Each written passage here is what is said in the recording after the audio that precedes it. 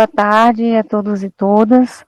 Hoje estamos recebendo Renato Ferreira de Souza.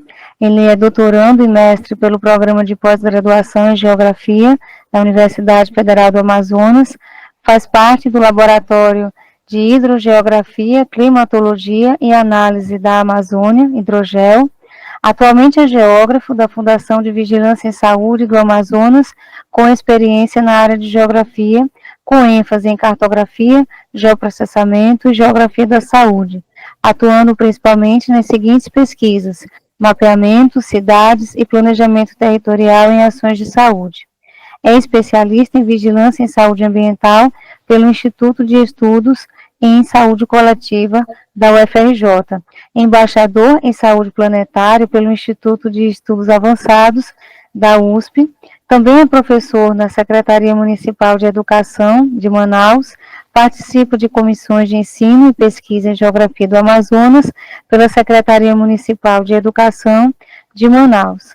Também é membro do grupo de estudo Geossaúde Manaus da Universidade do Estado do Amazonas e participa de comissões sobre educação e saúde e mobilização social no Estado do Amazonas. A palavra está contigo, professor Renato.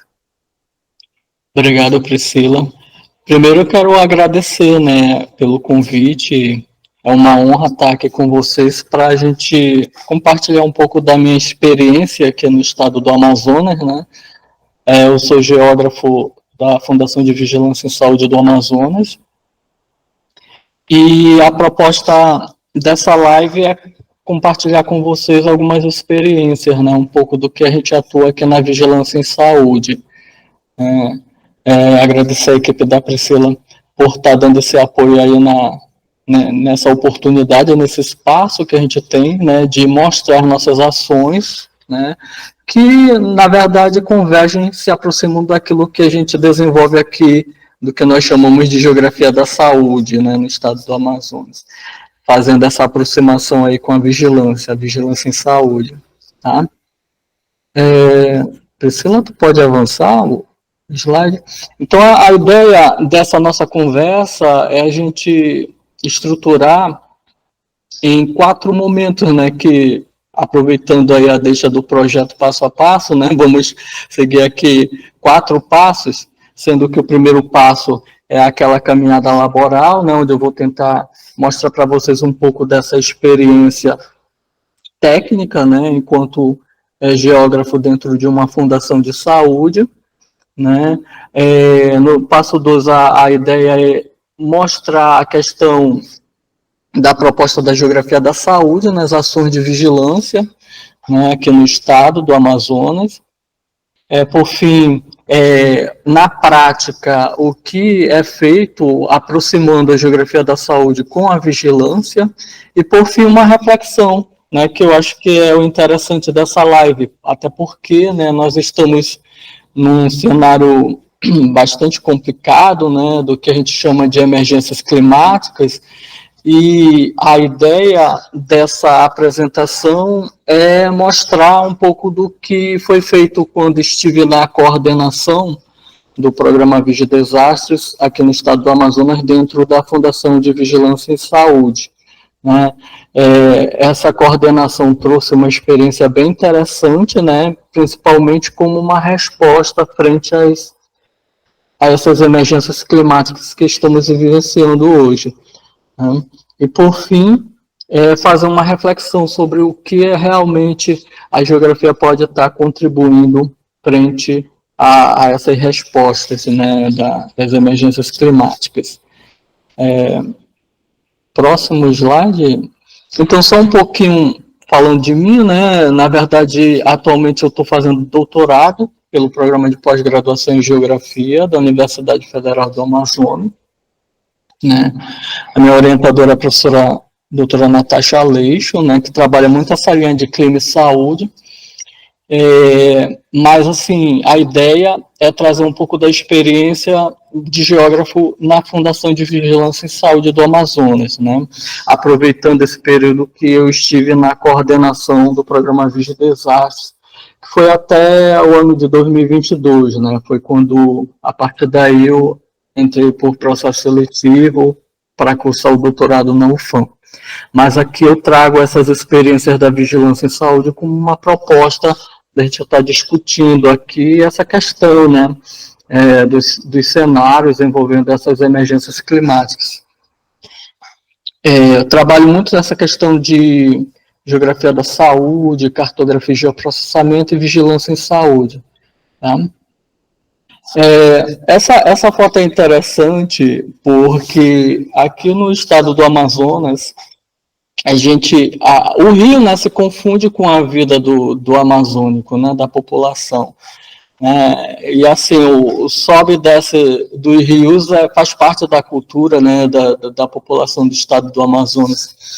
E é interessante porque eu lembro que quando a gente estava na coordenação do programa Vigil Desastres, né, a gente escutava muitas pessoas falarem: mas você trabalha com o que é rotina, com o que acontece, né, no dia a dia da população, que é o sobe e desce das águas, né, mas enfim, o que a gente estava começando a observar naquela época, enquanto Fundação de Vigilância em Saúde, é o quanto, por exemplo, as questões ambientais elas impactam, né, no processo saúde e doença da população.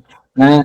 E a partir daquele momento, a gente já estava começando a observar, através de dados, né, que a gente trabalhava em parceria com o Serviço Geológico, CPRM, Defesa Civil, né, porque, na verdade, o trabalho da vigilância em saúde era um trabalho em parceria com diversas instituições, que nos dava suporte em relação a isso, para a gente poder fazer essas análises das questões ambientais e associar isso com as questões climáticas, né, principalmente porque aqui no estado do Amazonas, por exemplo, os grandes desastres eram de variáveis climáticas, né, a questão das grandes inundações, as estiagens, que, repito, que até então era algo que a população via como normal, mas que a gente já começava a observar os impactos dos eventos extremos, né, quando a gente começava a ter grandes inundações, grandes estiagens, e que isso acabava trazendo grandes impactos,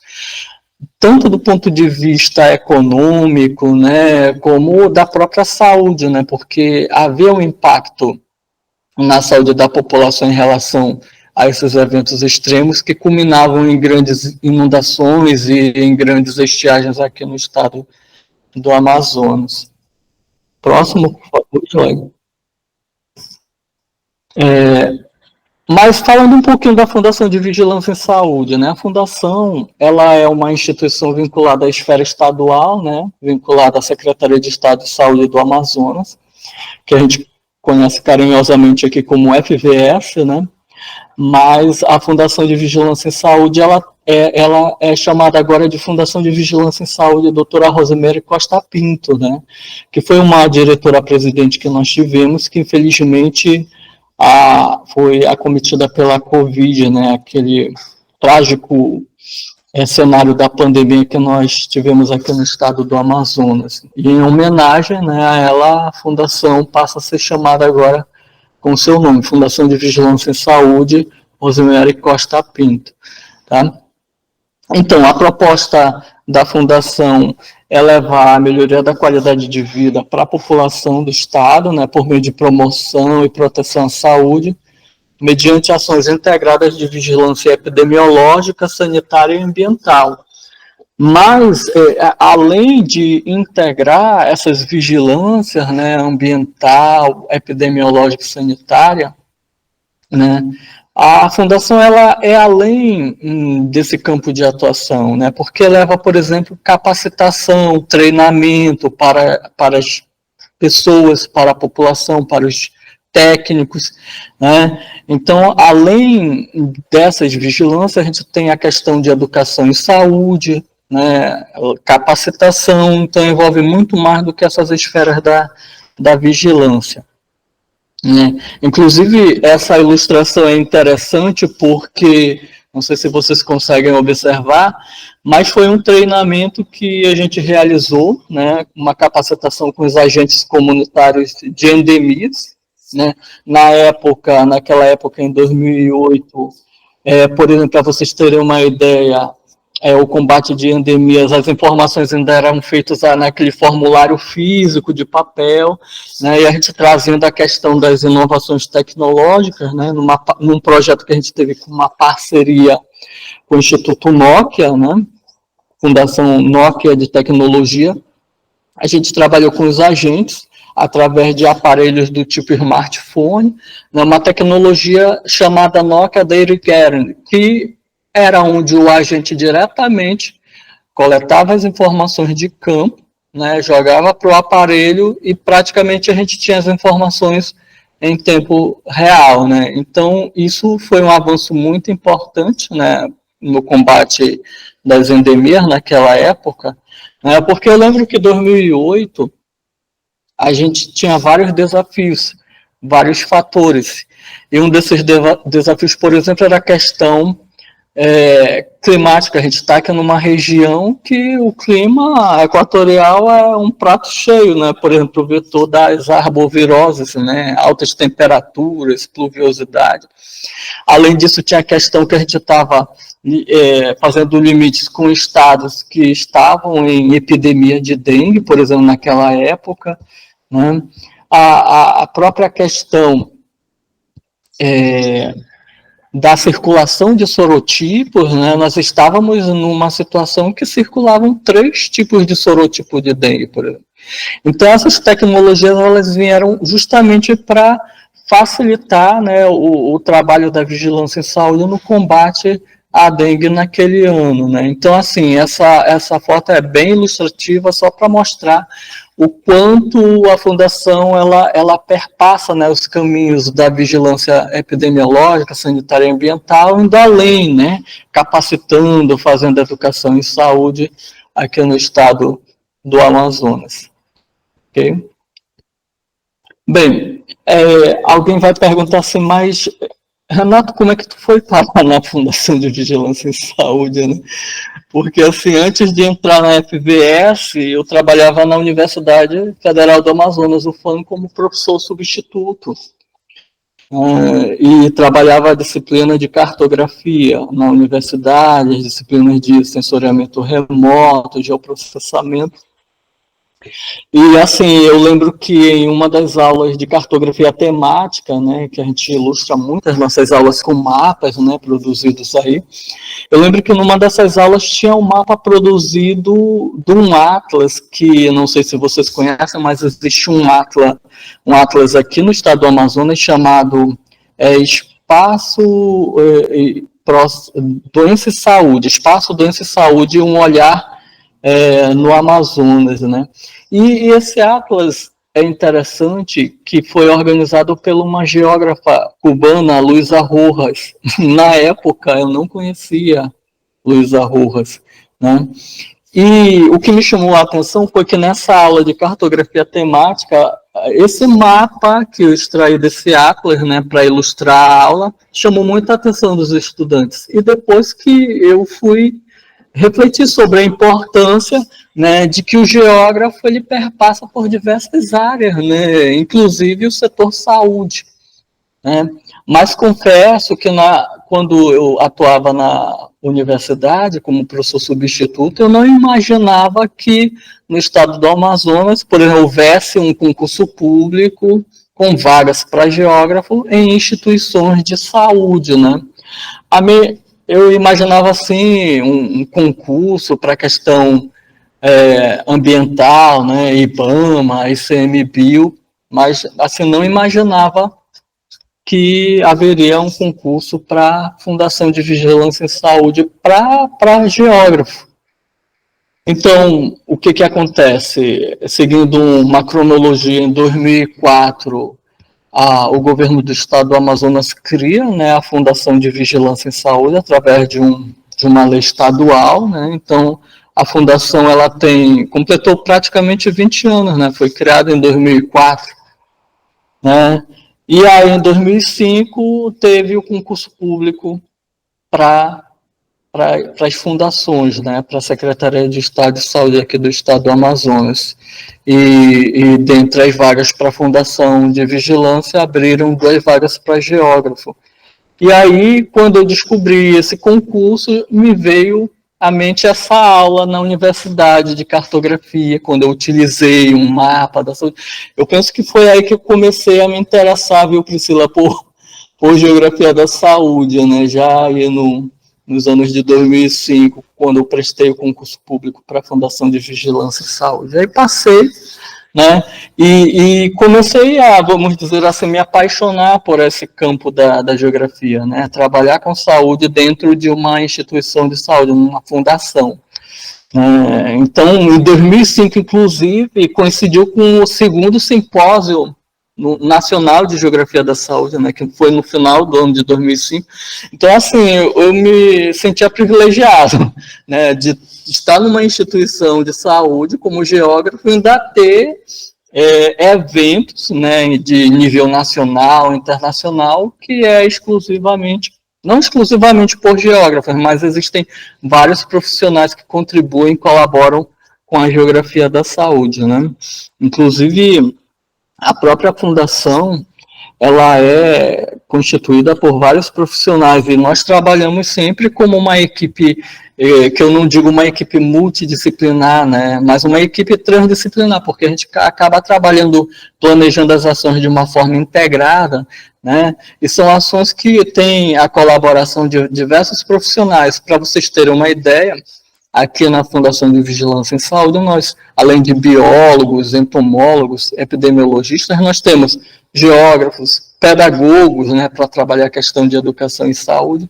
Enfim, é uma fundação constituída por diversos profissionais. Então, assim, esse trabalho de geógrafo, aqui na Fundação, vem sempre me trazendo à mente o que eu aprendi na academia, né, e colocando na prática, né, esse olhar do geógrafo nas ações de promoção, ações de prevenção da saúde, né, que é o que eu sempre falava assim para os colegas: olha, o geógrafo não é só aquele fazedor de mapas, né, de produzir mapas. O geógrafo, ele vai muito além disso, né, ele contribui e ajuda, por exemplo, os gestores, né, nas tomadas de decisão, promovendo, por exemplo, as ações de saúde em relação a um determinado agravo ou doença, né.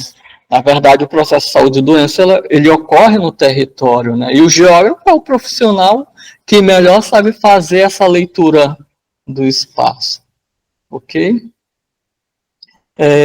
Então, além disso, né, além de trabalhar com essa equipe formada por diversos profissionais, biólogos, psicólogos, médicos, enfim, a gente tem essa oportunidade de ter o contato, né, fazer parcerias com outras instituições, né. Por exemplo, aqui a gente recebe, inclusive, estudantes das universidades que querem conhecer um pouco do que a gente faz aqui na Fundação de Vigilância em Saúde, né? Sempre a gente está recebendo, por exemplo, os estudantes de Geografia da Universidade Federal do Amazonas. Aqui, essa foto acima é um exemplo disso, né? Sempre a gente recebe, a Fundação AFVS está de portas abertas, né, para receber estudantes e diversos profissionais que queiram conhecer e queiram colaborar conosco em parcerias, né?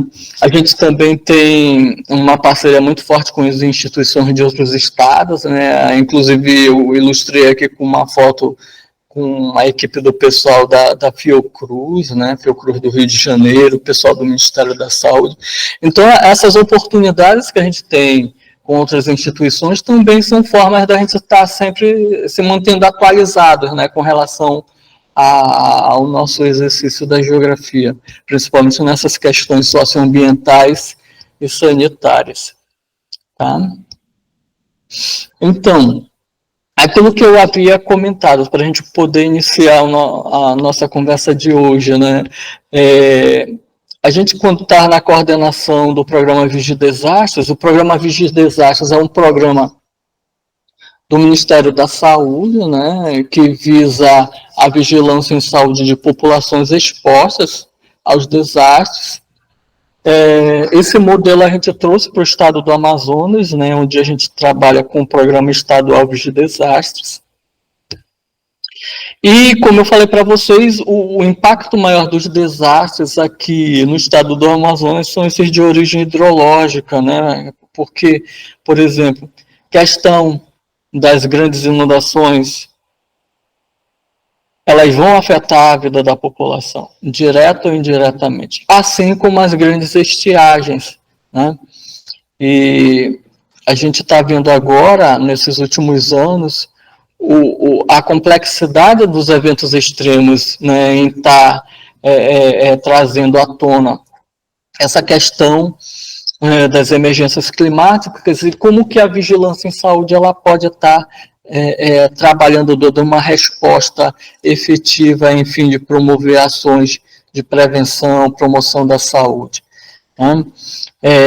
E aí vem o conhecimento geográfico, né, para auxiliar o setor saúde, né, porque é aquilo que eu falei, o geógrafo ele tem esse olhar do território, então o geógrafo ele tem essa oportunidade de estar demonstrando para os gestores públicos, né, através de ações que podem estar ajudando as políticas públicas no enfrentamento dos eventos extremos, né, os eventos que nós estamos presenciando principalmente agora nesses últimos anos. Né. Então, lá em 2008, quando a gente estava iniciando o programa Vigi Desastres aqui no estado do Amazonas, a gente estava começando a observar esses impactos, né? Que não era uma coisa do dia a dia, da normalidade, o sobe e desce dos rios, né? A gente já começava a observar, por exemplo, que todas as calhas do estado do Amazonas, as calhas de rios, elas ou tinham inundações graduais extremas, ou elas estavam começando a ter estiagens extremas, e isso estava chamando a atenção nossa, né, para essa nova realidade, né, porque não seria mais uma coisa pontual, mas já passava a ser uma coisa recorrente, né, que isso era praticamente uma resposta que a geografia ela pode dar para o setor saúde em compreender essas dinâmicas no território e o quanto isso impacta a vida da população, principalmente o impacto na saúde humana. Né? Próximo. E aqui eu trouxe uma ilustração só para a gente ter uma noção, porque aqui é aquilo que eu falo. Cheia, inundação, estiagem, vazante, isso faz parte do dia a dia da população amazônica. Mas grandes cheias, grandes estiagens, ou seja, nós estamos falando de eventos extremos, passarão a ser recorrência aqui no estado do Amazonas. Então a gente tinha que dar uma resposta a essa nova realidade, né? Uma realidade que, por exemplo, aqui a gente tem uma ilustração da régua fluviométrica, né, que é bastante famosa aqui na cidade de Manaus, que tem aqui no nosso porto, né? A régua, ela, em inundações graduais extremas, né, chamava atenção, assim como nas grandes estiagens, né, nas estiagens severas, a ponto do praticamente, literalmente, está no seco ali a régua fluviométrica. Né? Então, nós estamos falando de grandes rios, né, que sofrem, né, com os eventos extremos e que refletem no impacto da vida da população amazônica, né, principalmente da população amazonense. Né? E isso acarreta na questão da saúde humana. Né, porque aqui nós não estamos apenas tratando de questões de doenças, né, como doenças de veiculação hídrica, né, ou agravos, né, como acidentes por animais peçonhentos, por exemplo, porque querendo ou não isso muda com a questão do hábitat, da vida desses animais que acabam tendo contato com as pessoas e acabam ocorrendo os acidentes. Né?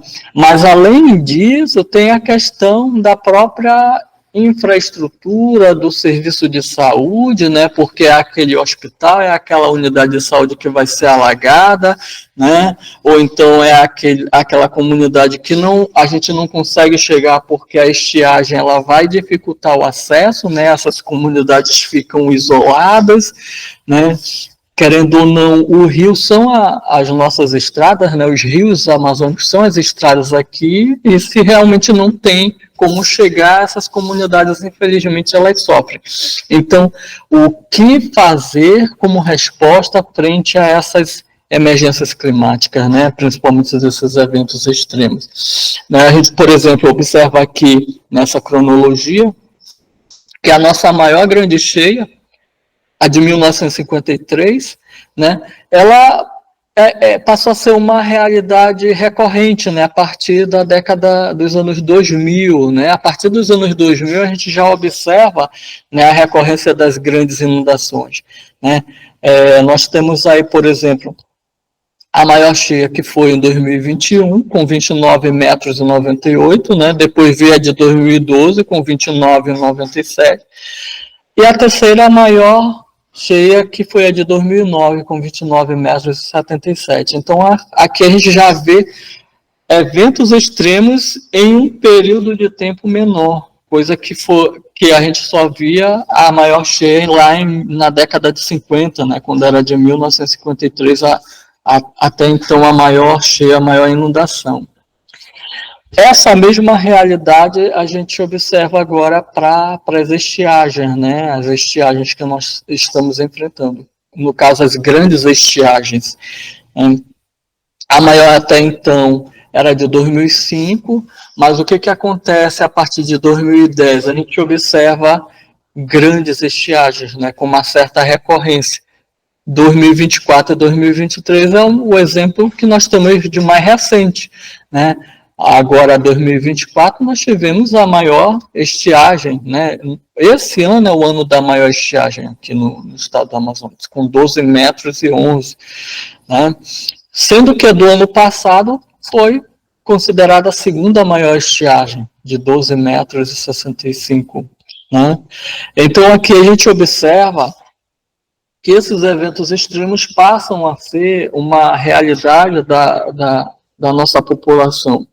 E que, enquanto vigilância e saúde, a gente precisa estar preparado para dar essas respostas diante a esses extremos, nesse contexto dessas emergências climáticas. Tá? Então, como eu havia mencionado, além dos problemas que a gente tem relacionados a essa questão da variação do nível do rio, né, por causa de grandes cheias, grandes vazantes, né, isso está relacionado também com a questão não só de doenças, como também da questão de agravos, como acidentes por animais peçonhentos, né, mas quando a gente fala, por exemplo, da questão de mudanças climáticas, a gente tem um outro fator problemático aqui na região, que são a questão das queimadas, né? A gente, por exemplo, teve situações, por exemplo, de cidades estarem cobertas por fumaças, né? E nessa época de grandes estiagens, infelizmente, muitas cidades aqui do estado sofreram e sofrem ainda com a questão da qualidade do ar, né, devido a essa fumaça de queimadas, né, que ocorrem por diversos fatores, ação humana, né, a questão climática, não, então tudo isso são fatores que acabam contribuindo para essa problemática aqui no estado do Amazonas, né, e aí vem aquilo que eu falei lá no início, da questão das parcerias, né, com as instituições. E aí, por exemplo, a gente participou de uma capacitação com a equipe da Fiocruz do Rio de Janeiro. Eles desenvolvem um curso interessante, né, de capacitação, né, de incêndios e queimadas florestais, né, e onde a gente utiliza as ferramentas necessárias para a gente poder direcionar as ações, né, fazendo um mapeamento onde tem focos de calor, né, e assim poder identificar as queimadas no estado do Amazonas e ver quais as ações a gente pode estar direcionando para a prevenção, né, e promoção da saúde, e assim tentar promover uma qualidade de vida para a população. Tá? Com relação à questão dos rios, né, a questão hidrológica, né, eu falei para vocês, a gente tem um grande desafio aqui porque nós estamos diante de um estado considerado um estado continental, né, o maior estado da federação, né, um estado com mais de 1.500.000 quilômetros quadrados, né, então, assim, para a gente poder alcançar os municípios mais difíceis, né, as comunidades mais difíceis, isso é um desafio para nós, né, e como chegar, como levar, né, as ações, né, de promoção à saúde, de prevenção para esses lugares mais distantes, né. A gente tem o contato, por exemplo, com os municípios, né, daqui do estado, e através desse contato, a gente vai, por exemplo, fazendo o levantamento do que esses municípios estão passando, né?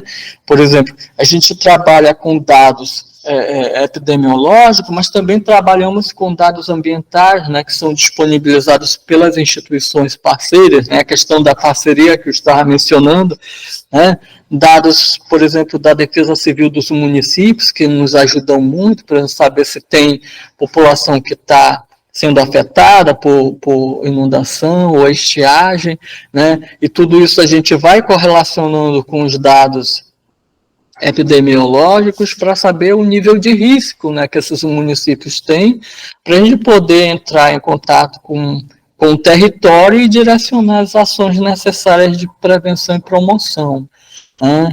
Porque, assim, por mais que a gente tenha as informações, mas é preciso a gente levar essas informações de uma forma clara para a população, para os gestores que estão lá na ponta, né, para os gestores que estão no território, né, porque, por incrível que pareça, né, você pode chegar em um desses locais e encontrar um gestor que, se você chegar assim, olha, esse estabelecimento ele está numa área de risco, né, ele vai alagar, enfim, mas você ainda pode escutar isso de um gestor, mas professor, não se preocupe, que aí a gente reforma depois, né? É complicado, porque a gente tem que trabalhar possível dentro do território, né? Porque a questão não é reformar o estabelecimento, a questão é o quanto esse evento vai causar de impacto na saúde da população, né? O quanto esse evento vai causar de impacto no serviço de saúde, né, por estar ali isolado, não ter o acesso, enfim. Então, são questões que a gente precisa estar junto com o território, com a população, com os gestores locais, mostrando, né, como que se dá esse processo de saúde doença em decorrência desses eventos extremos, né? Não apenas por grandes inundações, mas também por causa, também, por exemplo, das grandes estiagens, né? Mas, assim, a gente trabalha em parceria com dados que a gente tem da Defesa Civil, Serviço Geológico, né, através da CPRM, enfim, do INMET, né, que tem a questão da pluviosidade, para a gente poder fazer o monitoramento, né, tanto do aspecto ambiental, como também do aspecto epidemiológico, e assim poder mapear, né, os municípios de riscos e assim poder direcionar nossas ações, tanto através de ações de prevenção e promoção, como também por capacitação, né? A gente chega aos municípios, né, levando a capacitação desse olhar frente ao enfrentamento dessas situações de eventos extremos, né, ainda mais nesse cenário de emergências climáticas. Né? Próximo, Priscila. Então, essa caminhada geográfica que eu falo aqui, que seria o nosso passo a passo, né, o projeto passo a passo, então, esse passo é importante, né, porque além de ter essa questão da observação direta, né, essa observação, isso o geógrafo faz muito bem, né, e com o apoio da equipe de epidemiologistas, sanitaristas, né, através desse inquérito epidemiológico, a gente faz essa correlação e faz essa integração com os nossos bancos de dados, né, através dos sistemas de informação geográfica, para a gente poder cruzar esses dados e gerar informações que vão ser úteis, né, para as tomadas de decisões aqui, né, porque os nossos gestores eles precisam saber, né, como direcionar essas ações. E aí o geógrafo, né, ele tem essa capacidade, né, essa técnica de análise espacial na vigilância e saúde também. É aquilo que eu falei lá no início, né, o que me inspirou foi o trabalho de uma geógrafa, né, uma geógrafa cubana, Luísa Rojas, né, através daquele Atlas, Espaço, Doença e Saúde, um olhar no Amazonas. Isso fez inspirar e saber que os geógrafos eles podem contribuir com essa questão de promoção e prevenção em saúde na vigilância e saúde.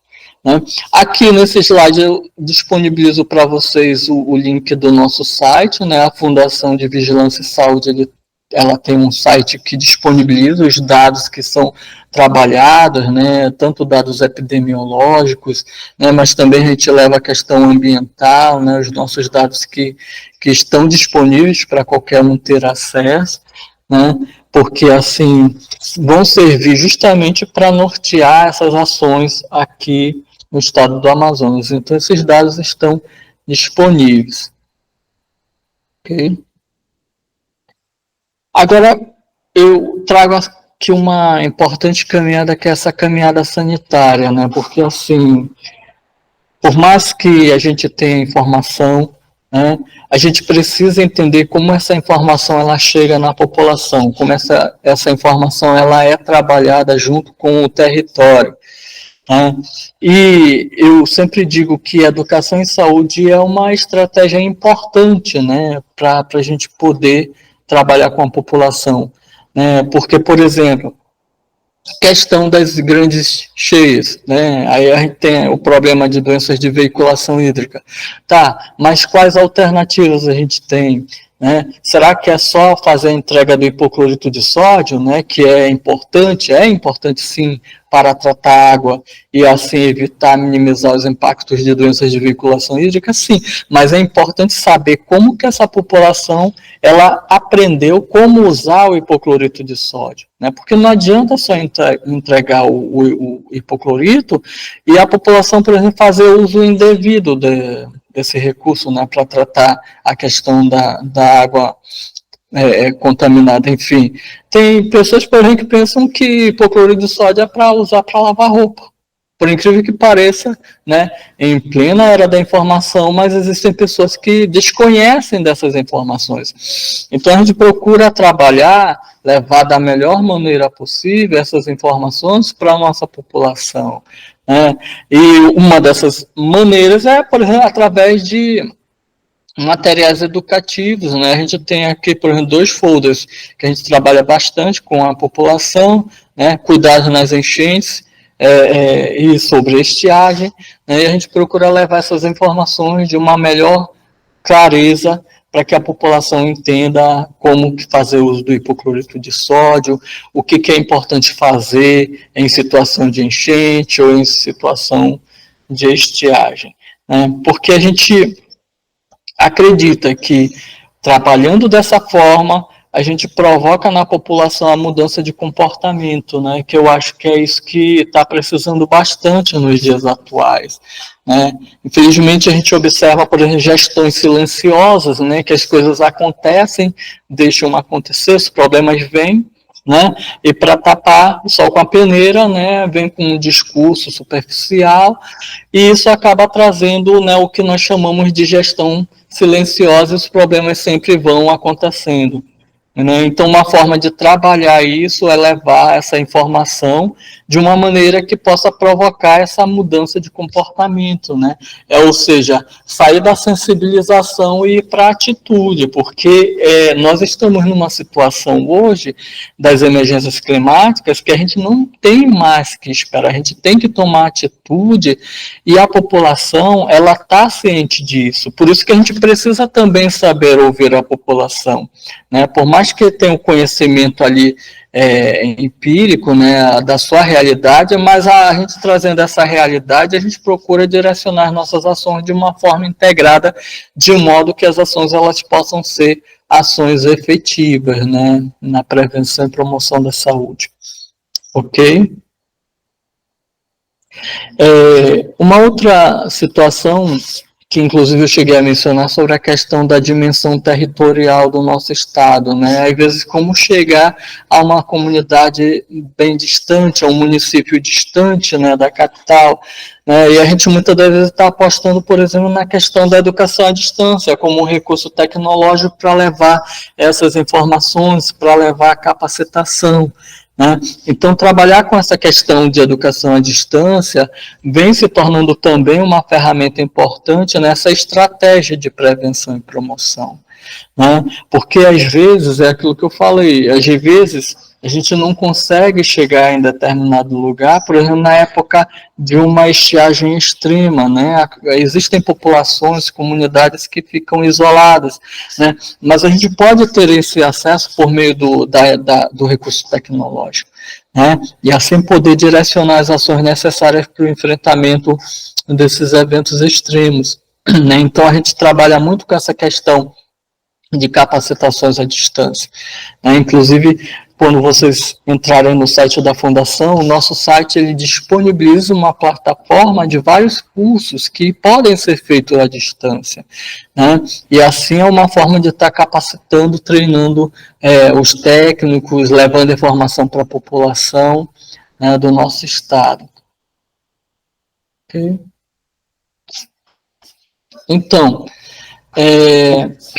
uma forma também de estar divulgando nossas ações, nossos trabalhos, é através de estudos, né? A gente trabalha aqui com estudos de geografia da saúde, né? Inclusive, a gente publica, né, esses estudos em periódicos, né, que estão acessíveis para a população, que estão acessíveis a todos, né? Nós temos aqui um trabalho que a gente ilustrou aqui, que foi publicado numa revista da área, né, de geografia, a revista IGEA, né, que é bastante conhecida na área de geografia, né? É uma forma de estar divulgando o nosso trabalho, né, do que é feito aqui na Fundação de Vigilância e Saúde. Inclusive, esse trabalho aqui chamado Doenças e Agravos no Contexto das Grandes Inundações Graduais, no estado do Amazonas, foi assim, um dos primeiros trabalhos que a gente já mostrava essa preocupação com a questão dos eventos extremos que hoje fazem parte da nossa realidade. Esse trabalho, acho que foi de 2008, né, foi publicado na revista IGEA, né, mas mesmo assim a gente já observa essa preocupação enquanto Fundação de Vigilância em Saúde em dar uma resposta à frente a essa situação das emergências climáticas. É um trabalho que foi desenvolvido com estudantes de PAIC, né, porque aqui a gente recebe também estudantes para trabalhar a iniciação científica, né, então, querendo ou não, além de geógrafo, sou professor, né, orientador, enfim, a gente trabalha com pesquisa aqui na Fundação, tá? A questão da própria gestão do risco, né, desastres, né, é importante. Inclusive, a gente publicou nessa obra chamada Mudanças Climáticas, Desastres e Saúde, um capítulo, né, um capítulo sobre essa questão de gestão de risco, né, redução de riscos a desastres, né. Essa obra ela é importante porque eu vejo assim que mostra um dos caminhos que a gente tem que levar diante desse cenário, né, de emergências climáticas. Inclusive, essa obra ela foi premiada ano passado, né, em 2023, pelo prêmio ABEL, né, das editoras de universidades. Enfim, foi uma obra premiada e, para mim, é uma grande satisfação ter um capítulo publicado, né, nesse livro, premiado pela ABEL, né, que é um prêmio que premia as obras das universidades, né, as publicações de editoras de universidades. Além disso, a gente contribui também com produção documental, né, sobre emergências climáticas. A gente teve, por exemplo, uma parceria com a Fiocruz do Rio de Janeiro, que resultou em duas publicações interessantes.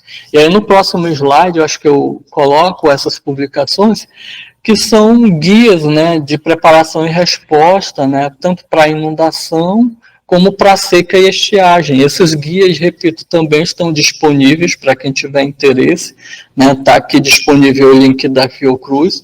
E a gente teve aqui no estado do Amazonas uma colaboração, uma participação com essa equipe da Fiocruz em demonstrar um pouco da realidade para trazer, né, ações de preparação e resposta e contribuir para a publicação desses 2 guias, né, que são guias importantes justamente para servir de documentos de produção aí para nortear as ações aí de saúde pública, tanto por inundações como por estiagem, tá? Essas publicações, elas foram organizadas pela equipe da Fiocruz do Rio de Janeiro, né? Professor Carlos Machado e sua equipe. Tá? Aquele livro anterior, desculpa, Priscila, de mudanças climáticas, desastres de saúde, foi um dos organizadores, o professor Cristóvão Barcelo, também da Fiocruz. Então, por aí vocês observam que a gente tem uma parceria muito grande aí com diversas instituições, não só daqui do estado do Amazonas, como de outros estados. Uma forma da gente estar crescendo e colaborando também nessa perspectiva aí da vigilância em saúde nas emergências climáticas, ok? Tá, então assim, o que a gente pode estar tendo como reflexão dessa caminhada, né, já que o projeto Passo a Passo lembra muito isso, essa caminhada, né, porque assim, a ciência geográfica, ela é importante porque ela traz esse olhar crítico, né, ela é importante por isso, né, e infelizmente nós aqui no estado do Amazonas, principalmente a ciência, assim, pesquisa, a geografia da saúde, ela vem trabalhando com alguns enfrentamentos de entrave, né? Por isso que a geografia aqui ela acaba se tornando uma resistência, né, diante da desinformação, né, agora das fake news que tanto prejudicam, né, o nosso trabalho aqui na vigilância em saúde. Né? Então, como geógrafo, a geografia aqui é resistência, né, e levar a informação para beneficiar a população, eu vejo que é o forte da ciência geográfica, né? Levar essa informação que possa contribuir para a prevenção e promoção da saúde da população. Né? Porque não mostrar aquilo, mas mudanças climáticas não existem, isso faz parte do dia a dia, né? Então, assim, lutar contra os negacionistas que negam essa questão, essa problemática. A geografia se torna uma luta, uma resistência diante dessas falsas informações, né? Então, o geógrafo ele tem essa oportunidade, né, de levar esse conhecimento, né, de levar essa leitura do espaço geográfico. E assim, eu sinto honrado de estar numa instituição de saúde e poder mostrar a importância que a geografia tem, né? Não apenas na questão ambiental, mas também na questão da saúde, né? Nos diversos campos dos saberes, a gente tem que levar esse conhecimento, né? Essa caminhada ela deve ser guiada por esse olhar crítico, né? Que é uma realidade que a gente precisa estar nos envolvendo, né? Diante de uma leitura de informações que possam contribuir, beneficiar, né, a população, ok? Então, assim, diante do que tanto se fala de crise sanitária, né, a gente saiu praticamente de uma pandemia que foi trágica para a gente aqui no estado do Amazonas, e agora a gente está enfrentando a chamada crise climática, né, são tantos desafios, né, que são postos para o geógrafo, mas que isso serve como, vamos dizer assim, uma lição para a gente refletir nessa caminhada da importância que a gente tem, né, para levar uma realidade para as populações, para que elas não possam ser prejudicadas por falsas informações, por fake news, né, que elas possam ter beneficiadas por informações que vão minimizar impactos, não apenas de doenças e agravos, né, mas colaborar com a qualidade de vida, melhorar a oferta de serviço de saúde, né, e assim beneficiar a população, até porque a gente é SUS, né, a gente precisa fortalecer o nosso sistema único de saúde, né, e o SUS precisa ser um SUS sustentável, né, e esse olhar geográfico traz muito essa questão da sustentabilidade, né, de aproximar a população, o serviço de saúde, né, e ver estratégias, metodologias que possam colaborar, né, para esse fortalecimento do SUS, né. Então, assim, já finalizando, tá, Priscila? Nem sei se eu estou com o tempo ainda disponível, mas, assim, finalizando, a frase de um ambientalista bastante famoso aqui da região, Chico Mendes, né, que disse assim, numa das suas frases: agora percebo que estou lutando pela humanidade. Né, porque, assim, ele iniciou essa frase falando assim, que ele achava que estava protegendo as seringueiras. Aí depois ele achava que estava protegendo a floresta, mas agora ele acha que está lutando pela proteção da humanidade. Eu acho que o geógrafo tem um pouco disso, né? Não apenas com os seus mapas, né? Com as suas análises espaciais, mas a sua importância de levar um benefício para a sociedade, para a humanidade, né, que é levar informação que possa colaborar justamente com essa promoção, com essa prevenção, né, da saúde. É uma forma que a gente tem, sim, de estar fazendo resistência diante de tanto negacionismo que nós temos aí no nosso contexto atual. Né, Priscila, é isso. Parabéns, eu amei a maneira como você colocou o tema. Eu queria deixar agora em aberto para alguém que queira fazer alguma colocação, alguma pergunta. Não, então eu vou perguntar alguma coisa, tá? Uma coisa que eu percebi pela tua apresentação, Renato, foi a questão de, tipo, há 10 anos atrás a gente ouvia muito falar, né, da importância da questão da educação ambiental para sensibilização, quem sabe conscientização, e você já agora já está tratando da defesa civil, né, como sendo necessário, no caso a ação mesmo, né, você utilizar a lei para agir. E aí uma coisa assim que eu queria te perguntar, qual o recado assim que você tem de mais importante para o profissional que ele está estudando agora geografia e ele quer trabalhar na área técnica, ainda que seja a partir da tua experiência, né, no caso a área técnica na área de saúde. Mas o que você acha assim que seria o principal da formação, o que a pessoa deve buscar, né, o caminho para trilhar? É interessante porque, assim, o geógrafo, ele é interessante porque ele tem essa facilidade, né, de dialogar com diversos profissionais, né, e eu lembro que quando eu entrei na Fundação de Vigilância e Saúde, eu imaginava assim, nossa, como que eu vou trabalhar com médicos, enfermeiros, epidemiologistas? Mas no final, todos acabaram se impressionando com o papel do geógrafo, né? Porque tem essa facilidade, porque assim a gente consegue estar inserido nessas interfaces, porque querendo ou não, a questão ambiental vai envolver questões de saúde, né? A questão de proteção, defesa civil, tem a questão do conhecimento do território, então o geógrafo tem um papel interessante nisso, né? Então a gente acaba tendo essa facilidade de dialogar, né? De aproximar as diversas áreas, né? Claro que quando a gente está na academia, principalmente para quem está começando agora, né, a geografia, pensa, eu quero trabalhar na área de meio ambiente, ou então eu quero ser professor. Eu acho que agora com as contribuições da geografia na pandemia já tem estudantes pensando em geografia da saúde, mas assim,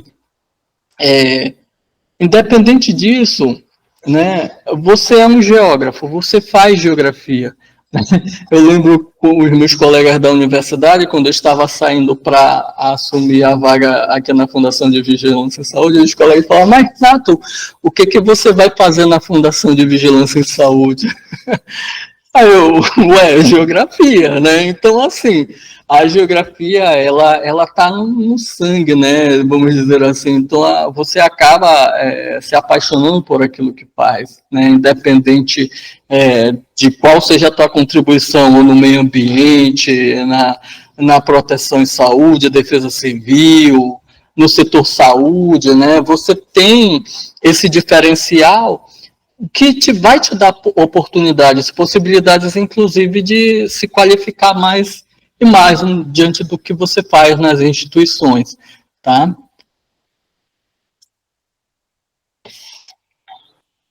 Certo. Alguém mais tem alguma pergunta?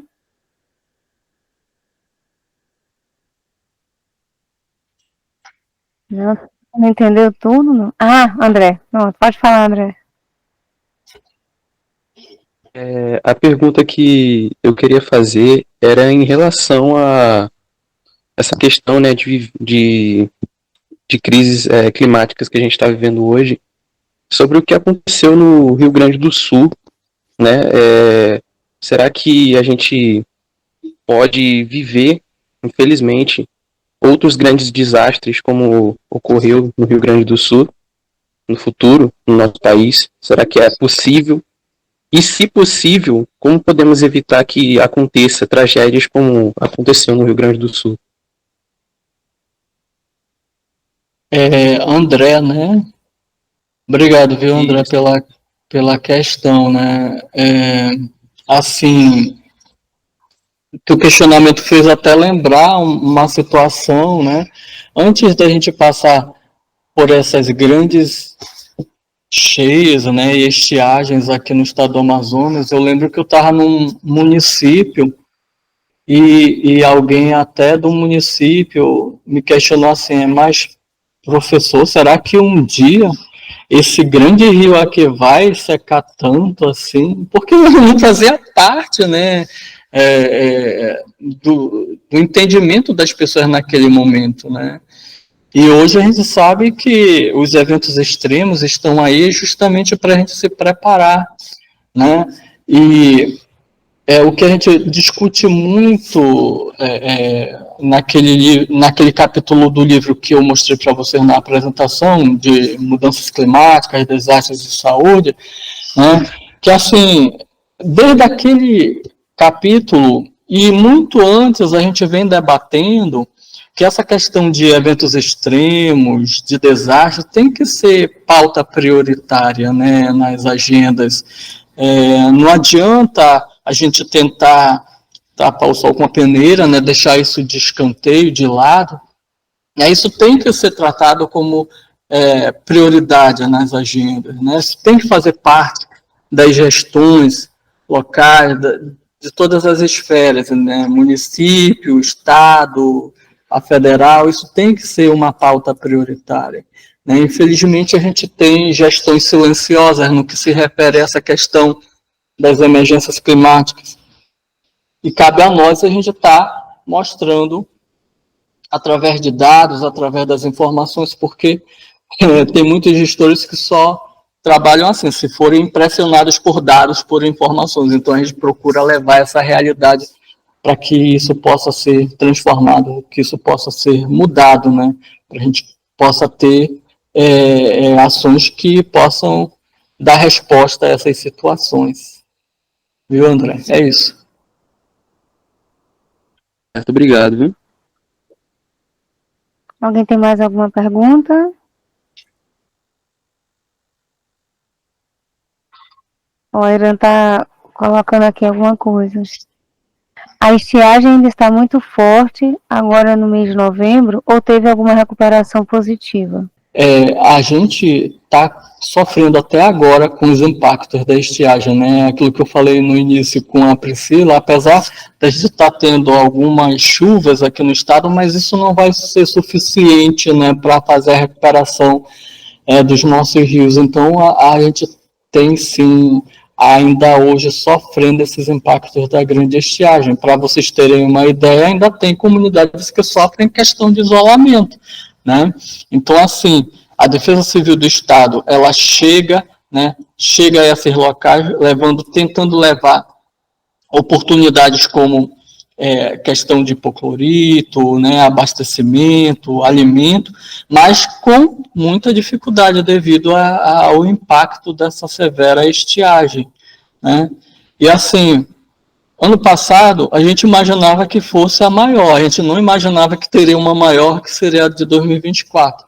Então, assim, a gente precisa estar sempre preparado com uma pauta que faça parte, não de uma agenda pontual, né, parar por aqui, esquecer, não, que essa agenda seja uma agenda prioritária, que faça parte da rotina, né, do dia a dia das gestões das ações públicas, das políticas públicas, em relação ao enfrentamento dos eventos extremos. Acho que agora encerrou mesmo. Ou tem mais alguém? Não. Não, encerrou mesmo. Então, eu queria te agradecer, Renato, pela tua presença. Quanto mais informação é importante, e quanto mais a gente puder conseguir ter essas ferramentas, né, à nossa disposição, vai ser melhor para a gente enfrentar. Se tu quiser falar mais alguma coisa para finalizar, fica à vontade. Fazer resistência, né, diante de tudo isso, né, a geografia ela é importante por isso, né, aquilo que eu falei para vocês. Mas, assim, a gente tem que fortalecer o SUS, a gente tem que fazer o nosso trabalho, né, e é isso.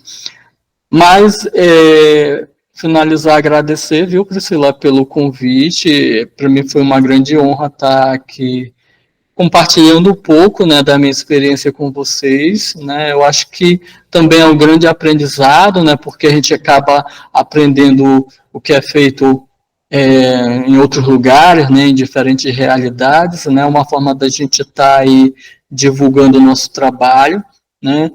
Me coloco sempre à disposição de vocês, né, e é isso. Eu agradeço bastante a presença de todos e obrigado, viu?